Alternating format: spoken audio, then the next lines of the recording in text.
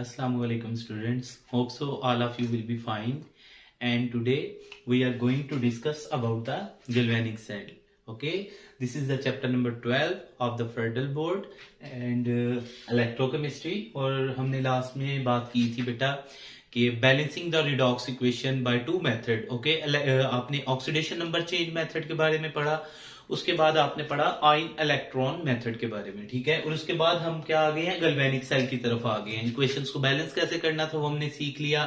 और इस चैप्टर के बिल्कुल स्टार्ट में मैंने आपको बताया था कि इसमें हम सेल्स को स्टडी करेंगे, मतलब इलेक्ट्रिकल एनर्जी की केमिकल एनर्जी और केमिकल एनर्जी की इलेक्ट्रिकल एनर्जी में कन्वर्जेंस के बारे में पढ़ना था बेटा. वो डिवाइसेस जो इस काम को परफॉर्म करती हैं, इलेक्ट्रिकल एनर्जी को केमिकल एनर्जी और केमिकल एनर्जी को इलेक्ट्रिकल एनर्जी में चेंज करते हैं, उन्हें हम बोलते थे इलेक्ट्रोकेमिकल सेल.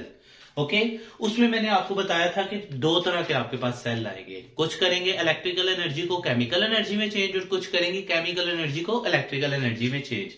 सो हमारे पास ये जो गैल्वेनिक सेल है, ये आपके पास क्या आ जाता है, it is a type of electrochemical cell which convert the chemical energy into electrical energy. Okay, याद करें मैंने वहां पे आपको बोला था कि ये स्पॉन्टेनियस रिएक्शन होगा, ठीक है. रिएक्शन होगा और उसके रिजल्ट में इलेक्ट्रिसिटी जनरेट होगी. आपको एक्सटर्नली इलेक्ट्रिसिटी अप्लाई नहीं करनी पड़ेगी, बल्कि इस रिएक्शन के रिजल्ट में इलेक्ट्रिसिटी प्रोड्यूस होगी. सो सिंपल सी डेफिनेशन है, it is electrochemical cell which is used to convert the chemical energy into electrical energy. आप ऐसे भी लिख सकते हैं या लिख सकते हैं, a spontaneous chemical reaction is performed as a result of which the electrical energy is produced. Okay students, इसकी कंस्ट्रक्शन पे थोड़ी सी बात कर लेते हैं. ये सेल की डायग्राम है आपके सामने. सिंपली आपके पास क्या है, आपने दो बीकर ले लेने हैं, दो ग्लास लेने हैं. याद रखना है, आपने ये जो बीकर लेने हैं, ग्लास लेने हैं, ये किसी भी मेटेलिक जो आपके पास चैम्बर है वो मत ले, क्योंकि यहाँ पे इलेक्ट्रिसिटी प्रोड्यूस होगी. सो इलेक्ट्रिसिटी प्रोड्यूस होने की वजह से ये शॉर्ट हो जाएगा, ठीक है. सो वहां पे खतरा होता है, इसलिए आप यहाँ पे प्लास्टिक का ले सकते हैं या आप ग्लास ले लें तो बेस्ट है. ये इंसुलेटर्स है, ठीक है. सो स्टूडेंट, एक हमने बीकर ले लिए, एक हमारे पास ये बीकर है, एक हमारे पास दूसरा बीकर है. एक बीकर में आपने डालना है जिंक सल्फेट का सोल्यूशन. ओके स्टूडेंट, दूसरे बीकर में आप डालेंगे कॉपर सल्फेट का सोल्यूशन. जिसमें आप जिंक सल्फेट ऐड करेंगे, वहां आप क्या करेंगे बेटा, एक पीस ऑफ मेटल लगाएंगे जिसे हम इलेक्ट्रोड बोलते हैं. तो बेटा वो किस चीज का लगाएंगे, जिंक सल्फेट में जिंक का लगाएंगे, कॉपर सल्फेट में कॉपर का लगाएंगे, ठीक है स्टूडेंट. इन दोनों को हमने देखे एक्सटर्नली क्या है, एक एक्सटर्नल सर्किट लगाया. ये बल्ब मैंने शो कर दिया है, क्यों, क्योंकि ये इलेक्ट्रिसिटी जनरेट होगी तो बेटा ये क्या होगा, यहां पे लाइट अप हो जाएगा आपका बल्ब, ठीक है. ये बल्ब हमारे पास क्या होगा, लाइट अप होगा अगर इलेक्ट्रिसिटी जनरेट होगी. यहां वोल्ट मीटर भी लगा सकते हैं मेजर करने के लिए कि कितना वोल्टेज इसका बनता है, ठीक है. तो एक्सटर्नल सर्किट के थ्रू मैंने क्या कर दिया, इनको एक कॉपर की वायर के साथ इन दोनों इलेक्ट्रोड्स को कनेक्ट कर दिया स्टूडेंट. तो याद स्टूडेंट, ये याद रखना है आपने कि जैसे ही आप कनेक्ट करेंगे आपकी इलेक्ट्रिसिटी प्रोड्यूस होगी डेफिनेटली. क्यों, जिंक यहां पे क्या होगा बेटा, जिंक यहां से उतर के कहां आना शुरू हो जाएगा, जिंक +2 में आना शुरू हो जाएगा. जब जिंक यहां से जिंक +2 में आएगा स्टूडेंट्स, तो क्या करेगा, ये दो इलेक्ट्रॉन्स को रिलीज करेगा, ठीक है. मैं बेटा ये रिएक्शन लिखता हूं, आपने ये रिएक्शन देखें, बाद में इसको डिसाइड करेंगे ये एनोड है या कैथोड है, वो मैं आपको बताऊंगा क्या होता है. तो स्टूडेंट, अगर इस रिएक्शन को आप देखें तो आपके पास बेटा क्या होगा, zinc will be change into zinc +2. Zinc ion में चेंज होगा स्टूडेंट. देखें 0 से 2 ऑक्सीडेशन स्टेट जो है वो जा रही है, चेंज हो रही है. तो कितने इलेक्ट्रॉन रिलीज होंगे, 2 इलेक्ट्रॉन. और we know that this is a oxidation. Okay student, ये रिएक्शन किस साइड पे होगा, ये हम इस साइड पे बोलते हैं, जिंक वाली साइड पे ये रिएक्शन होगा स्टूडेंट. ओके, सो बेटा यहां पे इलेक्ट्रॉन प्रोड्यूस होंगे. एक जिंक होगा तो यहां 2 इलेक्ट्रॉन बने. इसी तरह से 2 जिंक आयन यहां आएंगे तो कितने, 4 इलेक्ट्रॉन बन जाएंगे. फिर नेक्स्ट इलेक्ट्रॉन, बेटा ये इलेक्ट्रॉन्स कहां से जाएंगे, इस एक्सटर्नल सर्किट से मूव करते हुए कहां पे चले जाएंगे, इस कैथोड पे चले जाएंगे स्टूडेंट. और एक टाइम ऐसा आएगा, आप थोड़ी ही देर के बाद देखेंगे कि यहां बहुत से इलेक्ट्रॉन्स प्रोड्यूस हो जाएंगे. यहां से क्या हो जाएंगे, जैसे ये इलेक्ट्रॉन यहां पे बेटा जाएंगे, ये कॉपर के पास क्या एबिलिटी होती है कि कॉपर रिड्यूस होता है. नेक्स्ट लेक्चर में हम इलेक्ट्रोकेमिकल सीरीज को डिस्कस करेंगे, उसके अकॉर्डिंग है कि जिंक क्यों ऑक्सीडाइज होता है और कॉपर क्यों रिड्यूस होता है. इसको हम नेक्स्ट लेक्चर में स्टडी करना है, ये हमारे पास इलेक्ट्रोकेमिकल सीरीज में डिफाइंड. तो बेटा कॉपर क्या करता है, इधर से 2 इलेक्ट्रॉन्स को टेकअप करता है और किसमें कन्वर्ट हो जाता है, ये जो आपका सोल्यूशन के अंदर कॉपर है इस पे डिपॉजिट होना स्टार्ट हो जाएगा। स्टूडेंट थोड़ी ही देर के बाद एक टाइम ऐसा आएगा कि यहां बहुत ज्यादा इलेक्ट्रॉन्स होना स्टार्ट हो जाएंगे। जब यहाँ पे बहुत ज्यादा इलेक्ट्रॉन्स होंगे स्टूडेंट, तो यहाँ पे जिंक आयन की कंसंट्रेशन बढ़ेगी। ये जिंक आयन इन इलेक्ट्रॉन्स को क्या करना शुरू कर देंगे, अट्रैक्ट करना शुरू कर देंगे। तो ये इलेक्ट्रॉन इस साइड पे मूव नहीं करेंगे तो आपका रिएक्शन स्टॉप हो जाएगा। ठीक है, ये हमें प्रॉब्लम आती है गैल्वेनिक सेल में कि क्या होता है, यहाँ पे इलेक्ट्रॉन्स की जो प्रोडक्शन ज्यादा हो जाती है तो डेफिनेटली बेटा यहाँ जिंक आयन ज्यादा हो जाते हैं as compare to sulphate ion. जब जिंक आयन यहाँ हो गए तो आपके टोटल इसके ऊपर कौन सा चार्ज आ गया, पॉजिटिव चार्ज आ गया अंदर कंटेनर के, और इस इलेक्ट्रोड पे कौन सा चार्ज है, नेगेटिव। तो ये अट्रैक्शन हो जाएगी जिसकी वजह से इलेक्ट्रॉन आगे मूव नहीं कर पाएंगे। स्टूडेंट सिमिलरली इस साइड पे क्या हो जाएगा, क्योंकि कॉपर +2 यहां जाके डिपॉजिट होना शुरू हो गया तो आपके इस बीकर के अंदर किसकी कंसंट्रेशन बढ़ जाएगी, सल्फेट आयन। तो ऑलरेडी स्टूडेंट नेगेटिव है तो इलेक्ट्रॉन यहां से रिपेल्ड और यहां से अट्रैक्ट होना शुरू हो जाएंगे और आपका रिएक्शन स्टॉप हो जाएगा। ओके, ये एक प्रॉब्लम आ जाती है हमारे पास। तो स्टूडेंट इस प्रॉब्लम को ओवरकम करने के लिए हम क्या करते हैं, इन दोनों आपके पास बीकर को एक यू शेप ट्यूब के साथ कनेक्ट कर देते हैं जिसमें हमने कोई साल्ट क्या किया होता है, फिल किया होता है। सिमिलरली यहां पे देखें तो आपको एक यू ट्यूब जो है ना, वो आपके पास यू ट्यूब जो नजर आ रहा है, यू शेप ट्यूब। ठीक है, इसके अंदर मैंने क्या लिया हुआ है स्टूडेंट, इसके अंदर मैंने लिया हुआ है सोडियम सल्फेट। ओके, अब ये सोडियम सल्फेट ये करता क्या है स्टूडेंट, हमें पता है यहाँ किसकी कंसंट्रेशन इस सेल में इंक्रीज होती है, एक सेल में जिंक की कंसंट्रेशन इंक्रीज होती है और इस सेल में किसकी, सल्फेट आयन की कंसंट्रेशन इंक्रीज हो जाती है।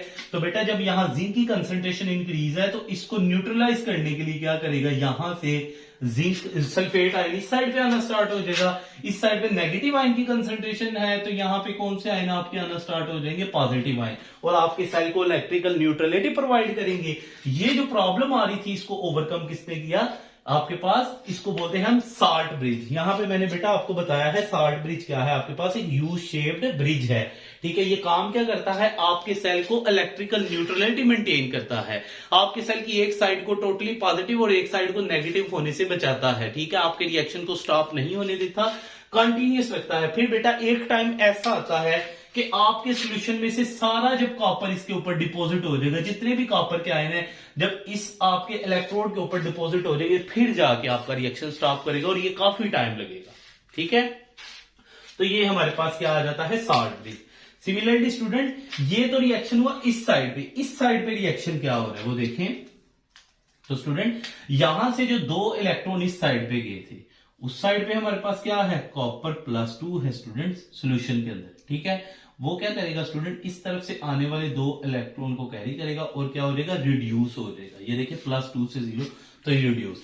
तो एक बात आपने स्टूडेंट याद रखनी है, जिस साइड पे ऑक्सीडेशन होगी जिस इलेक्ट्रोड पे उसको हम क्या नाम देंगे, एनोड, और जहां पे रिडक्शन होती है उसको कैथोड का नाम देंगे। अब ये याद रखने में भी बच्चे गलती करते तो बेटा बिल्कुल सिमिलर है जैसे ऑक्सीडेशन और एनोड साउंड मिलता है, ऑक्सीडेशन एनोड। ओके, तो कैथोड पे क्या होगी, रिडक्शन। इट मींस ये रिएक्शन कहां पे हो रहा है हमारे पास, ये हमें पता है ऑक्सीडेशन है, ऑक्सीडेशन नंबर इंक्रीज हो रहा है, so that is the anode. Okay student, और ये रिएक्शन हमारा क्या है, cathode. Okay, it means student ये वाली हमारी जो साइड है इस सारे को हमने इसको क्या नाम दे दिया, ये जो हमारा क्या उसे कहते हैं इलेक्ट्रोड है, इसको हमने नाम दे दिया क्योंकि यहां ऑक्सीडेशन हो रही है तो ये हमारे पास स्टूडेंट्स क्या आ जाएगा, एनोड। और सिमिलरली ये कॉपर आपके पास यहाँ क्या बन जाएगा स्टूडेंट्स, कैथोड, क्योंकि यहाँ पे क्या हो रही है, रिडक्शन हो रही है। अगर स्टूडेंट आप ध्यान करें तो इसके हम इक्वली 2 पार्ट्स कर सकते हैं इस सेल के। एक आपके पास ये लेफ्ट साइड पे नजर आ रहा है, एक आपके पास राइट साइड पे नजर आ रहा है। एक साइड पे ऑक्सीडेशन हो रही है तो एक साइड पे रिडक्शन हो रही है। तो स्टूडेंट सिमिलरली बिल्कुल इसी बेस पे इनको नाम दे दिया जाता है, इस साइड को जिस साइड पे ऑक्सीडेशन हो रही है, एनोड वाली साइड, इसको बोला जाता है oxidation half cell. Okay student, इस साइड को क्या कह दिया जाता है, ऑक्सीडेशन हाफ सेल, जिस साइड पे ऑक्सीडेशन होती है। इस साइड को क्या देखा जाएगा, similarly reduction half cell. Okay student, ये साइड आपके पास क्या आ जाती है, reduction half cell. Okay student, ये आपके पास मोस्टली लॉन्ग क्वेश्चन आता है, लेकिन अगर इसमें से शॉर्ट आए तो एक बड़ा इंपॉर्टेंट शॉर्ट आता है। तो शॉर्ट क्वेश्चन स्टूडेंट आपके पास क्या है, function of salt bridge.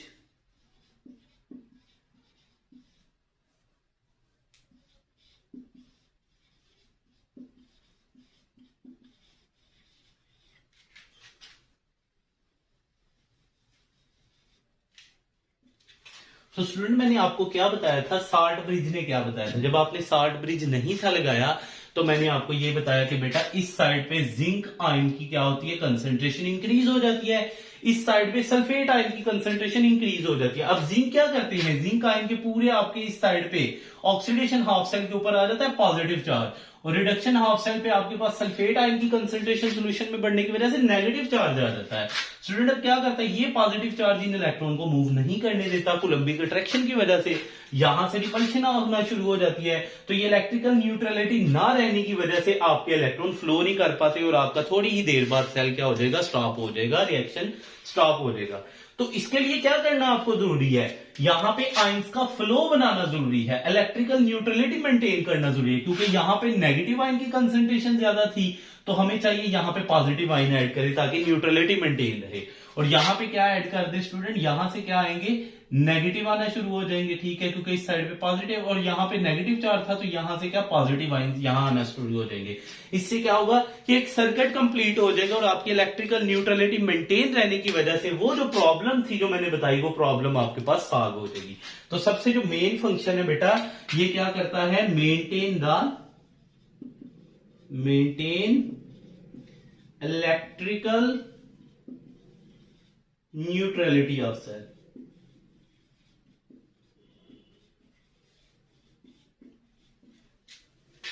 Okay, और स्टूडेंट्स क्या करता है, इलेक्ट्रॉन्स का फ्लो करवाता, सॉरी आयंस का flow, for maintaining ions flow between two half cells. ये जो सेकंड पॉइंट मैंने लिखा है ये इसका मैकेनिज्म ऑफ वर्किंग है और फर्स्ट पॉइंट इसका फंक्शन है। ओके स्टूडेंट, तो ये आपके पास एक बड़ा इंपॉर्टेंट शॉर्ट क्वेश्चन इसमें से आता है। अब स्टूडेंट हमें पता चल गया ये इस साइड पे, जिस साइड पे ऑक्सीडेशन होती है उसको एनोड बोलते हैं, ऑक्सीडेशन हाफ सेल बोलते हैं, जिस साइड पे रिडक्शन होती है उसे क्या बोलते हैं आप, रिडक्शन हाफ सेल, और वो साइड आपके पास वो इलेक्ट्रोड आपका क्या बन जाता है, कैथोड। बेटा एक चीज आपने याद रखनी है कि ये जो जिंक और कॉपर वाला गैल्वेनिक सेल है इसको एक स्पेशल नेम दिया जाता है, एक साइंटिस्ट ने इसके डिस्कवर किया था, उसका नाम क्या था बेटा, डैनियल। तो याद रखिए इसको हम क्या बोलते हैं, डैनियल सेल। ये आपके पास कौन सा है, नो डाउट। अब स्टूडेंट्स आप बोलेंगे कि डैनियल सेल सर पहले आप गैल्वेनिक सेल कह रहे थे, अब डैनियल सेल। गैल्वेनिक सेल एक बेसिक आपके पास टर्म है कि गैल्वेनिक सेल डिफरेंट हो सकते हैं। ये तो मैंने कॉपर और जिंक यूज किया है, सिमिलरली स्टूडेंट यहां मैं निकल और क्रोमियम यूज कर सकता हूं, ठीक है। तो ये चेंज हो सकते हैं क्योंकि जिंक और कॉपर वाले इस सेल को किसने डिस्कवर किया था, डैनियल ने डिस्कवर किया था, और इसकी जो वोल्टेज आता है, जो सेल पोटेंशियल आता है वो 1 वोल्ट होता है। इसको डैनियल ने डिस्कवर किया था और इसको उसने नाम दिया था Daniell cell. So Daniell cell is a type of galvanic cell और इसका वोल्टेज कितना होता है स्टूडेंट, सेल पोटेंशियल 1 वोल्ट, ठीक है, ये 1 वोल्ट का सेल होता है। अगर स्टूडेंट ओवरऑल हम रिएक्शन लिखना चाहें तो वो हम कैसे लिख सकते हैं, ये देखिएगा, इन दोनों इक्वेशंस को हमने कंबाइन करना है लास्ट पे। तो हमारे पास पहले ऊपर वाली इक्वेशन लिख देते हैं, zinc Zn plus 2 electrons, okay student। Second one is the copper plus 2 electron, ये क्या बन जाएगा, कॉपर। तो स्टूडेंट ओवरऑल रिएक्शन अगर आप देखें, ये 2 इलेक्ट्रॉन इस 2 इलेक्ट्रॉन से कट जाते हैं, तो आपके पास जो टोटल रिएक्शन आता है वो आपके पास यहां क्या आ जाएगा, जिंक प्लस कॉपर आयन। तो बेटा ये प्रोडक्ट में क्या आ जाएगा, कॉपर प्लस जिंक आयन। तो बेटा एज अ रिजल्ट देखें तो जिंक की क्या हो रही है, ऑक्सीडेशन हो रही है, ये देखें 0 से +2, और कॉपर की क्या हो रही है, रिडक्शन हो रही है आपके पास, ठीक है स्टूडेंट। तो ये हमारे पास इसका क्या आ जाता है, ओवरऑल सेल रिएक्शन आ जाता है हमारे पास, ठीक है, ये आप लिखेंगे स्टूडेंट। ये था हमारे पास गैल्वेनिक सेल का जो ओवरऑल जो क्या एक कॉन्सेप्ट था, इसको मैं एक दफा समराइज कर देता हूं। बेटा सबसे पहले गैल्वेनिक सेल की हमने बात की, ऐसा सेल जो क्या करता है, केमिकल एनर्जी को इलेक्ट्रिकल एनर्जी में कन्वर्ट करता है, उसको हम क्या बोलते हैं स्टूडेंट्स, गैल्वेनिक सेल बोलते हैं। कंस्ट्रक्शन की बात की तो कंस्ट्रक्शन में हमने कहा कि एक आप ग्लास लें, उसके अंदर क्या लें, आप कॉपर सल्फेट लें और उसके अंदर कॉपर का इलेक्ट्रोड डिप कर दें। दूसरा ग्लास लें, उसके अंदर जिंक सल्फेट का सोल्यूशन लें, जिंक का इलेक्ट्रोड डिप कर दें। दोनों इलेक्ट्रोड को एक्सटर्नल सर्किट के थ्रू एक कॉपर की वायर से आप कनेक्ट कर दें। ओके, और उसके बाद क्या करें, दोनों को साल्ट ब्रिज में भी, और दोनों के अंदर साल्ट ब्रिज ऐड करना है आपने, ठीक है, यू शेप्ड ग्लास ट्यूब जिसके अंदर कोई साल्ट फिल किया होगा आपने। ओके स्टूडेंट, इसके बाद मैंने क्या बात की थी कि यहां पे रिएक्शन स्टार्ट होगा। जिंक का और कॉपर का जब कंपैरिजन किया जाता है तो ऑक्सीडाइज होने की जो एबिलिटी है वो जिंक के पास ज्यादा है और कॉपर के पास कम है। तो अगर कॉपर जिंक ऑक्सीडाइज हो रहा है तो कॉपर क्या होगा, रिड्यूस होगा। जिंक यहां से ऑक्सीडाइज होके इस बेटा इलेक्ट्रोड से उतर के कहां आना स्टार्ट हो जाता है, सोल्यूशन में, और यहां से जो आपका कॉपर है वो सोल्यूशन से कहां जाना स्टार्ट हो जाता है, इस इलेक्ट्रोड के ऊपर। ठीक है, ये हमने रिएक्शन फिर देखा, फिर हमने कहा यहां ऑक्सीडेशन हो रही है तो इसको एनोड बोलेंगे, यहां रिडक्शन हो रही है इसे क्या बोलेंगे, कैथोड बोलेंगे। स्टूडेंट्स, साल्ट ब्रिज बीच में क्यों लगाया था वो मैंने बड़ी डिटेल में आपको बात बताई कि इसका फंक्शन क्या होता है, इलेक्ट्रिकल न्यूट्रलिटी मेंटेन करके रखता है। अगर ये नहीं लगाते तो रिएक्शन होगा, नो डाउट रिएक्शन होगा, लेकिन but for a very short interval of time, थोड़ी ही देर के बाद क्या हो जाएगा, इस साइड पे टोटली पॉजिटिव चार्ज आ जाएगा, इधर नेगेटिव चार्ज आ जाएगा, और क्योंकि आपका वो चार्ज डिस्ट्रीब्यूट अलग अलग दोनों सेल्स के ऊपर डिफरेंट हो जाएगा तो आपका रिएक्शन परफॉर्म नहीं होगा। क्यों नहीं होगा, इलेक्ट्रॉन की अट्रैक्शन और रिपल्शन की वजह से, वो मैंने एक्सप्लेन किया आपको, ठीक है, इन डिटेल। तो ये आपका बेटा शॉर्ट क्वेश्चन आ सकता है कि आपके पास फंक्शन ऑफ साल्ट ब्रिज क्या है स्टूडेंट, ये आपका एनोड का रिएक्शन है, ये कैथोड का रिएक्शन है। एनोड पे जिंक की ऑक्सीडेशन हो रही है और जिंक आपके पास इलेक्ट्रोड से उतर के सोल्यूशन में जा रहा है, दूसरी तरफ से कॉपर सल्फेट के आयंस के जो आ रहे हैं वो आपके कॉपर के ऊपर डिपॉजिट होना शुरू हो जाएंगे। जो प्योरिफिकेशन ऑफ कॉपर के अंदर इस सेल का बहुत ज्यादा रोल है। मैंने कहा ये जिंक और कॉपर का जो गैल्वेनिक सेल है, ये डैनियल नाम के एक साइंटिस्ट ने डिस्कवर किया था, तो हम इसे डैनियल सेल भी कहते हैं। ठीक है स्टूडेंट, ये ओवरऑल हमने जब रिएक्शन देखा तो हमें पता चला कि जिंक ऑक्सीडाइज होता है, जिंक से जिंक आयन बनते हैं, और कॉपर आयन से क्या हमारे पास कॉपर मेटल बनना स्टार्ट हो जाती है स्टूडेंट। तो ये हमने डिस्कस किया।